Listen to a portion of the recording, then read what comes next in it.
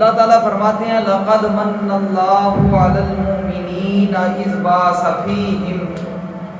رَسُولًا مِّنْ أَنفُسِهِمْ يَتْلُو عَلَيْهِمْ کہ لوگوں رب تعالیٰ نے تو تم پر احسان کر دیا ہے کہ تمہارے اندر اللہ تعالیٰ نے رسول بھیج دیا ہے تم جیسا، رسول ایسا بھیجا جو تم جیسا ہے، یعنی بشروں میں سے ہے، بشر ہے، جس طرح تم چلتے ہو وہ بھی چلے گا، جس طرح تم کھاتے ہو وہ بھی کھائے گا، جس طرح تم شادیاں کرتے ہو وہ بھی رسول بھی شادیاں کرے گا۔ کسی بھی بستی کے اندر، کسی بھی علاقے کے اندر، کسی بھی ادارے کے اندر اگر ان چیزوں کو چلانا چاہتے ہو، اگر ان چیزوں کو کامیاب بنانا چاہتے ہو تو پھر ان چیزوں کے اندر، اس علاقوں کے اندر، ان اداروں کے اندر انہی جیسا بندہ لانا پڑے گا۔ اگر مدارس کے اندر انسان نہ ہوں، فرشتے آ کر مدارس کے اندر بچوں کو پڑھانے لگ جائیں یا جنات پڑھانے لگ جائیں طلباء کو، بچوں کو، تو پھر یہ بچے، یہ قرآن پڑھنے والے یہ قرآن نہیں پڑھیں گے۔ کیوں؟ ان کی تربیت بھی اس طرح نہیں ہو سکے گی، کیونکہ فرشتوں کا ایک الگ نظام ہے، جنوں کا ایک الگ نظام ہے،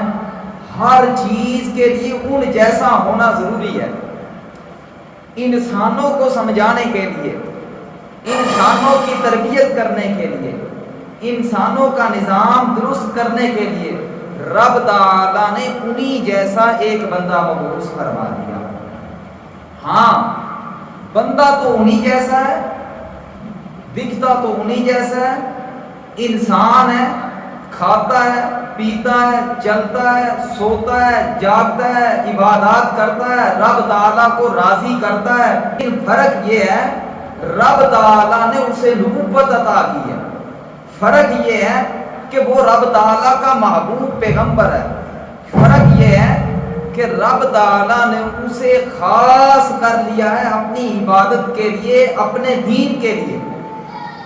خاص تو رب تعالیٰ نے مسلمانوں کو بھی کیا ہے، اپنے دین کے لیے خاص کیا، چن لیا، علماء کو بھی کیا ہے، چن لیا، مولویوں کو، پیروں کو، لیکن رب تعالیٰ نے ان کی گارنٹی نہیں ہے، رب تعالیٰ ان کی حفاظت نہیں کرتا۔ ہاں، جہاں تک رب تعالیٰ نے اپنا قانون بیان کر دیا، الا ان اولیاء اللہ لا خوف علیہم ولا هم یحزنون، اگر کائنات میں رہنے والے بندے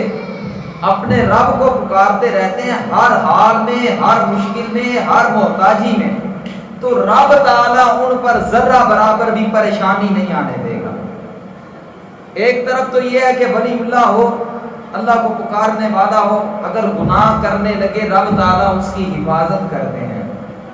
انبیاء جو ہیں یہ رب تعالیٰ کے ہاں معصوم عن الخطا ہیں،